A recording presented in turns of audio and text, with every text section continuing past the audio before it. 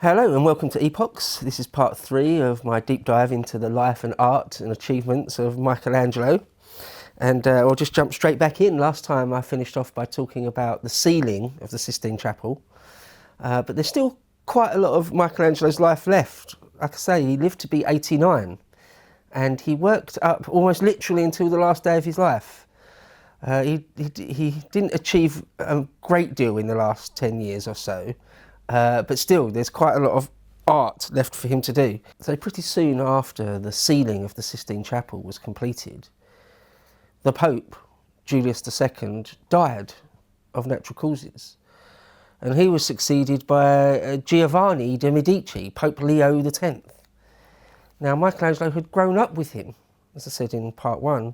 Lorenzo the Magnificent, many years before this, had taken Michelangelo under his wing and sort of brought him up in his own household with his son and his nephew. Anyway, so Pope Leo X becomes Pope, and, you know, of course, he wants to commission Michelangelo to do work for him. We're told that there was still the ongoing headache that Michelangelo had of building the tomb of Pope Julius II. And Vasari says, for the rest of his life, it was to bring him endless vexations and annoyances and drudgery more than anything else he ever did. I should do a bit less reading this one. I think there was a bit too much last time, but still, a fair bit from Vasari. And that Pope Leo X was no less grandiose in mind and spirit. He was a bit. Although he was more corrupt. Leo X, I'll talk about this next time when I talk all about the actual Medici family in detail, but Pope Leo X was a pretty bad pope. He was the one that brought in indulgences. Indulgences had already existed. They'd existed for hundreds of years, but they were never used on a massive scale. And they were under Leo X, which prompted Martin Luther into his protest. And we go from there. So Leo X was a very, very pivotal pope, and in not good ways, really, as far as the Catholic Church is concerned, where people had had problems with the Catholic Church for hundreds of years, you know, going back to Jan Hus or John Wycliffe, or all sorts of people had had issues, but it all was tipped over the edge by Leo X. Anyway, I'll talk about that next time. But in terms of art and Michelangelo, Leo wanted him to build quite a few things, sort of insisted he do quite a lot for him. One of the first things was the facade of San Lorenzo in Florence, another church, to design and really help build or sculpt the whole facade of this giant church. Never ended up happening exactly. And Michelangelo was kind of actually scared of the heirs of Pope Julius II. Like there was the Duke of Urbino, was one of the main heirs of Pope Julius II, and he was an extremely serious man. And so Michelangelo was fairly rightly scared and sort of tried to hide in all sorts of ways, tried to get the Pope to protect him or maybe pay some of the debt. But yeah, so it was a headache in all sorts of ways for Michelangelo. Then there's a whole period of Michelangelo's life where the Pope and some other people sort of insist that he starts sourcing his marble from somewhere else. There's the famous quarry at Carrara where the best marble came from, absolutely best marble. And it had been a quarry since ancient times. There was another quarry that they'd found fairly recently at a place called Seravezza, which is in Tuscany, much closer to Florence. But Michelangelo knew sort of straight away that it would just take lots and lots of time and energy and money to source the marble from this new place. They'd have to build roads from scratch and put all the infrastructure in place from scratch. And Michelangelo was right. They spent a few years, sort of kind of, in a sense, wasted a few years sourcing marble from this new quarry. But you know, what the Pope wants, he gets. If he says something or sort of insists on something, You've kind of got to do it, really. So the next big project that Michelangelo is set to by the new Pope, Leo X, is another tomb, another big set of sculptures for a tomb, this time for the Medici family. Now, Michelangelo has had a bit of a strange relationship, on and off relationship with the Medici family, to do with the Republic. And I'll talk all about this next time when I talk specifically about the history of the Medici family. Michelangelo sort of loved them, but had all sorts of issues and problems with them politically. But Leo is the Pope now, so he's sort of obliged, or has to do really what he's asked. So the Pope puts the Duke of Urbino off, pays him a bit of money and puts a bit of pressure on the Duke of Urbino so that Michelangelo is released from the pressures of working on the late Pope Julius II's tomb, so he can work on a Medici tomb. And it's a joint tomb. It's for Giuliano and Lorenzo Medici. That's Lorenzo the Magnificent, who had taken Michelangelo under his wing, and his brother, the one that was murdered in church by the Pazzi family, Giuliano Medici. And it's this room, I've been in it, it's a remarkable space. There's also plaster casts of them in the Victoria and Albert Museum. If you can't get to Italy, but you're in London, you can see, you know, sort of perfect plaster casts of them in there. And it's this room, a really odd space, an amazing space, but there's sort of these big doors, which are fake doors, they don't lead anywhere. And there's 4 big niches in the wall, which apparently Michelangelo originally planned to fill with statues that personified great rivers, but he never finished those, so they sort of stand empty. And then there's these 2 big statues of the brothers on opposite walls facing each other. And Lorenzo the Magnificent is sort of very deep in thought, and they're stylised figures. People think that they don't necessarily represent what Giuliano and Lorenzo actually look like. They're sort of very stylised. But Lorenzo's very, very deep in thought, very obviously sort of supposed to represent the contemplative life. And Giuliano looks much more like a military man, sort of chin up, chest out. Looks a bit, the clothes he's wearing looks a bit like a Roman emperor or a Roman general, supposed to represent sort of action. And at their feet are personifications of, well, for Giuliano at his feet, 2 statues, one that's supposed to be twilight and one that's supposed to be dawn. And for Giuliano, it's day and night. And those statues themselves are very good. The female ones do suffer a bit from that thing I said before, where Michelangelo makes his women very muscular. So you see, I'll put pictures up. But those statues that are at the feet of Giuliano and Lorenzo are considered absolutely fantastic works of art in and of themselves. Again, there's that mastery of capturing sort of a specific pose, sort of quite a difficult pose, when the body is sort of contorted in quite an odd way. And to pull that off, to make it look very, very realistic, is very hard. And the look on their faces, to get such a strong impression of their emotion, and you've rendered that in stone or marble, it's remarkable stuff. And one of the few passages I'll read today from Vasari Vasari says, he wanted to execute the work in imitation of the old sacristy made by Filippo Brunelleschi, but with different decorative features, and so he did the ornamentation in a composite order, in a style more varied and more original than any other master, ancient or modern, has ever been able to achieve. For the beautiful cornices, capitals, bases, doors, tabernacles and tombs were extremely novel, and in them he departed a great deal from the kind of architecture regulated by proportion, order and rule, which other artists did according to common usage and following Vitruvius and the works of antiquity, but from which Michelangelo wanted to break away. The license he allowed himself has served as a great encouragement to others to follow his example, and subsequently we have seen the creation of new kinds of fantastic ornamentation containing more of the grotesque than of the rule of reason. Thus all artists are under a great and permanent obligation to Michelangelo, seeing that he broke the bonds and chains that had previously confined them to the creation of traditional forms. So a lot of the things in that joint tomb of the Medici, a lot of the things that Michelangelo chose to depict, again the statues that are at the feet of the two Medici, hadn't really been done before. There's such sort of extraordinary expressions and poses. There's one where, is it Knight, is sort of looking over his own shoulder, and sort of most of his face is, he's got his back to you, and most of his face is largely hidden to the viewer, and he's sort of looking, it's an odd expression. I'm not sure I've seen it before or since.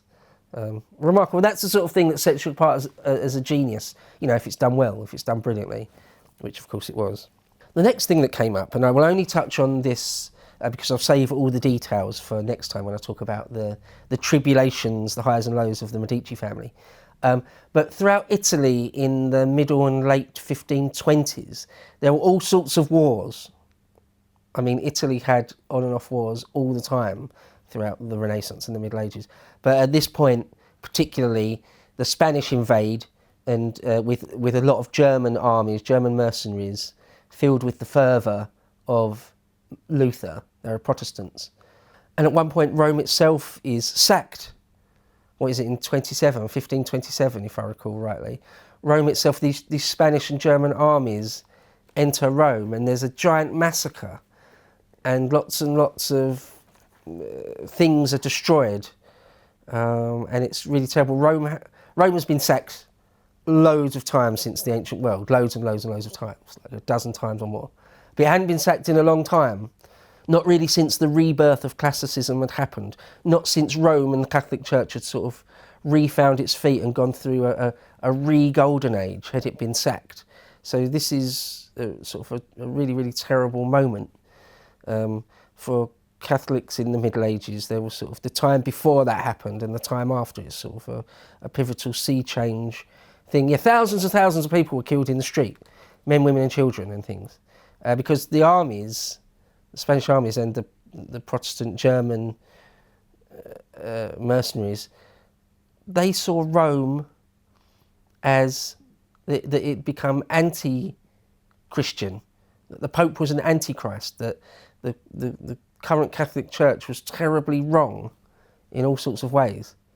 But I'll go into that in more detail next time. And anyway, the Medicis were even expelled from Florence at around that time. By this time, Leo had died, and then there was another pope, which no one talks about all that much, an Adrian, and he didn't last very long. And then the next pope, Clement VII, is Giulio de' Medici. So another Medici. And again, Michelangelo was raised with him. He was raised with both those two popes. I mean, not quite. He didn't enter the house of Lorenzo the Magnificent until he was 12 or 13 or 14. But still, for quite a few years there, he sort of, shared their house, ate with them, was raised alongside them. So he knew them very, very well, and they knew him very, very well. Anyway, this time is very tumultuous. This is when Rome is sacked and things. And the Medicis are even expelled from Florence. And during that time, Michelangelo is asked to create fortifications. So I said before, and said in the Leonardo da Vinci one, that if you're a great artist, if you're a great sculptor, you're probably also going to be asked to do architecture and just designs of all types. Just anything that requires sort of drawing and design and imagination, even in the broadest sense.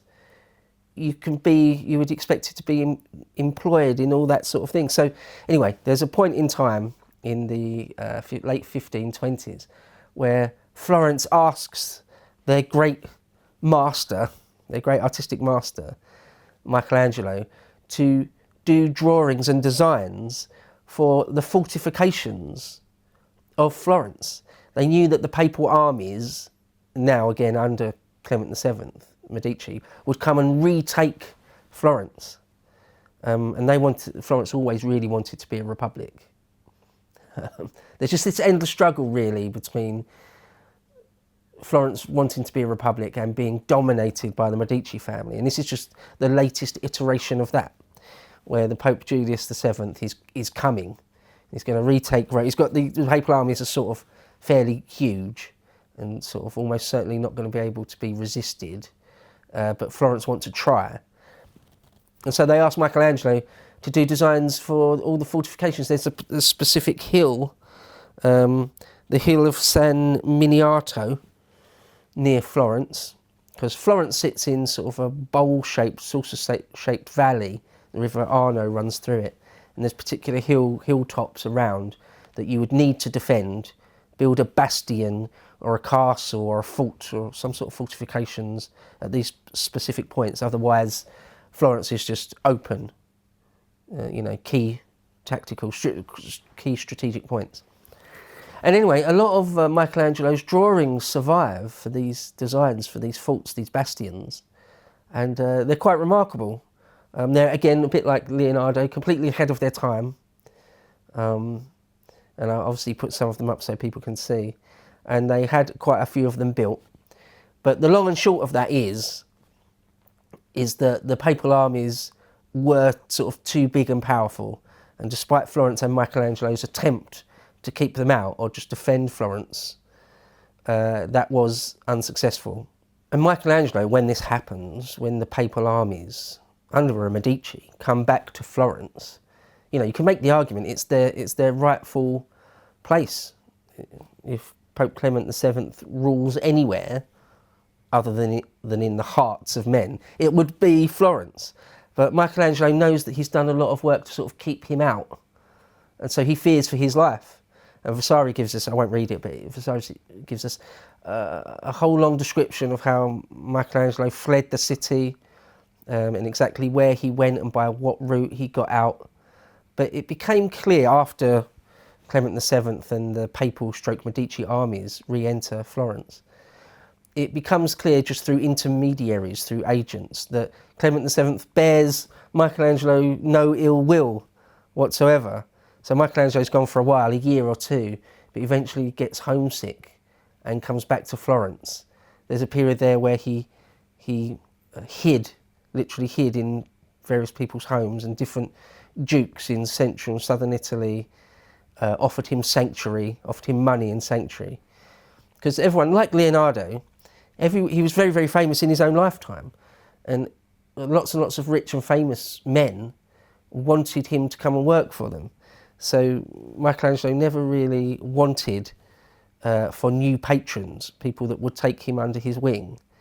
So yeah, there was always that. And so when things are sort of patched up between the Pope and Michelangelo, before long, the Pope says, look, okay, we're cool.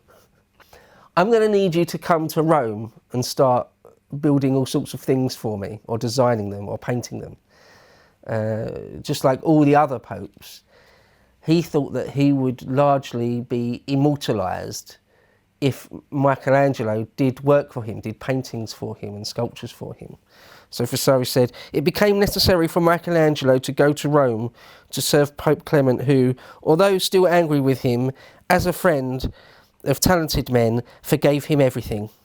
And once again it crops up, it just keeps cropping up intermittently in Michelangelo's life, that the heirs of Pope Julius II, particularly the Duke of Urbino, started putting more pressure on him again. Michelangelo sort of resurfaced after this period of actual war and strife, and then going missing, and then making it up with the Pope, and then coming back to Rome. Suddenly Michelangelo's sort of back on the scene, and the heirs of Julius II start putting him under incredible pressure. But we're told eventually agreement was reached. Again, the Pope sort of used his influence and power to sort of calm him down, calm the Duke of Urbino down, who was apparently a very, very fiery individual, wouldn't take no for an answer, a martial ruler, someone you just don't mess with. Again, a bit like a gangster, really. But the Pope was able to calm him down and give him some money again and all that sort of thing. And he set, this time now, the Pope set Michelangelo to go back in the Sistine Chapel. You know, it took him years and years to paint the ceiling of the Sistine Chapel. What was it, 4 years, 4 or 5 years to paint the ceiling of the Sistine Chapel. He now has to go back in there for another 7 or 8 years to paint the far wall, the back wall, the west wall of the Sistine Chapel, the Cappella Sistina, which is it's the Pope's private chapel. So it's sort of the inner sanctum of Christianity in a way. When the Pope gets up in the morning and has his prayers, does his praying, it's there.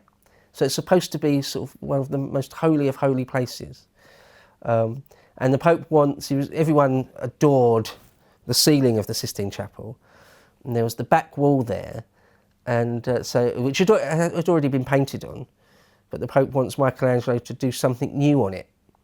So he does. Vasari tells us, but at that very time the Pope took it into his head to have him near him in person, to have Michelangelo near him, as he wanted to have painted the walls of the Sistine Chapel where Michelangelo had painted the ceiling for Julius II, who was nephew of Sixtus. On the principal wall behind the altar, Clement wanted him to paint the Last Judgment, and he was determined that it should be a masterpiece. On the opposite wall, over the main door, he had commanded that Michelangelo should depict a scene showing Lucifer driven from heaven as a punishment for his pride, and hurled with all the angels who had sinned with him into the depths of hell. So as I mentioned, this project takes something in the order of 7 years, 7 or 8 years. Michelangelo does other projects as well at the same time. Even though he's getting on now, he's sort of into his 50s, and even 60s by this point. He actually, even though he's a workaholic his whole life, that's one of the things you can say about Michelangelo, he worked very, very hard. If anything, he does sort of up his productivity, sort of incredibly. The other thing I think to mention at this point is that despite a long and torturous back and forth, he never returns to Florence in his whole life. He very nearly does a few times, and the Florentines want him back. There's a Duke Cosimo and Vasari himself want him back, and he threatens to loads and nearly does. But for the last 30 years of Michelangelo's life, he never actually does return to Florence. But before that, sort of just before that, he's ordered to, or is commissioned, to work on a library, a Medici library, where he'd made the tombs of the Medici. Above it, in the same building, there's sort of this really grand staircase. Everyone thinks it's sort of one of the greatest staircases ever designed and built. And it was only really designed by Michelangelo, never actually really built by his hands, crafted by his hands, just designed by him. And which leads to a library. The Medici had, only the richest of richest people would have a library. Books were extremely expensive and rare. So to have such a collection of them, that you would need a library, is absolutely remarkable. But of course the Medici had to have one. And Michelangelo designed it. And again, it's an incredible space.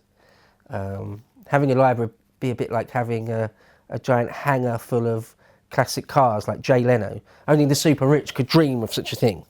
Eventually Clement VII himself dies of natural causes, and he's succeeded by a Paul III.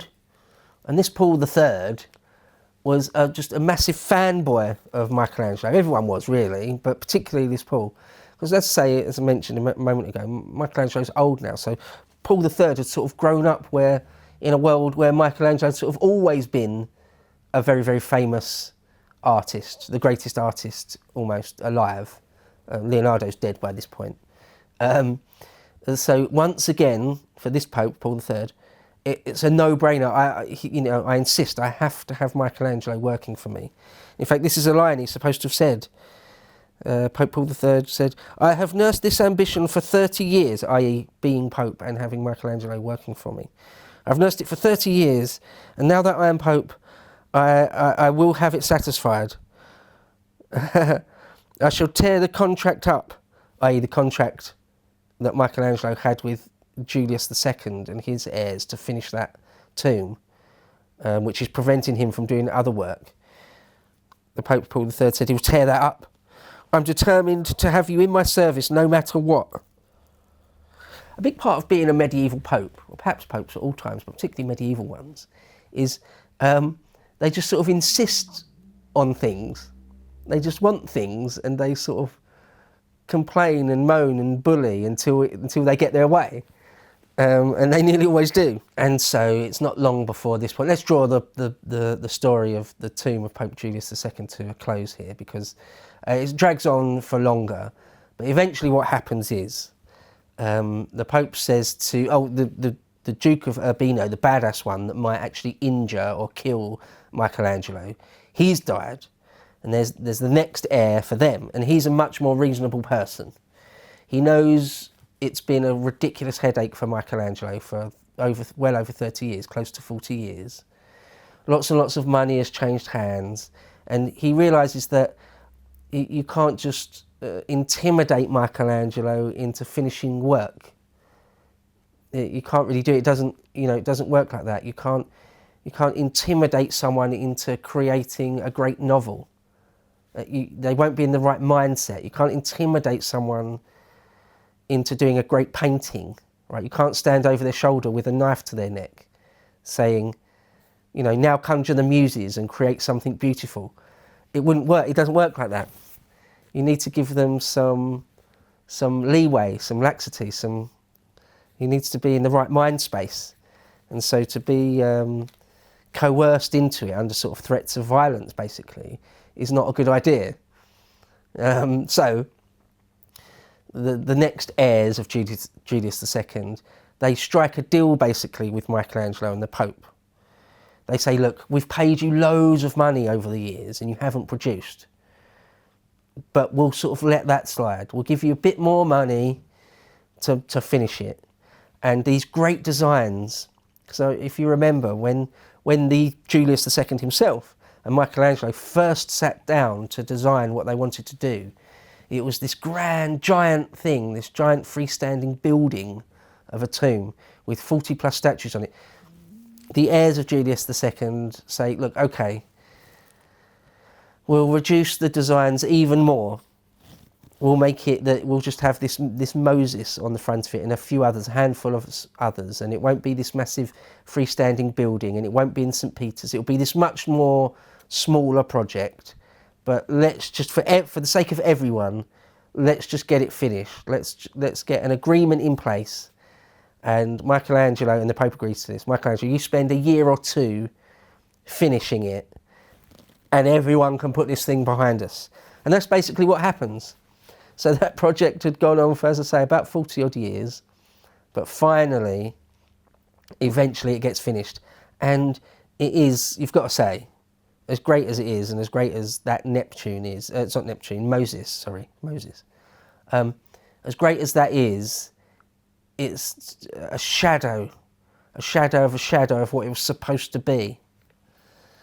But there you go, it would be extremely difficult to finish such a giant project when Michelangelo is so sought after.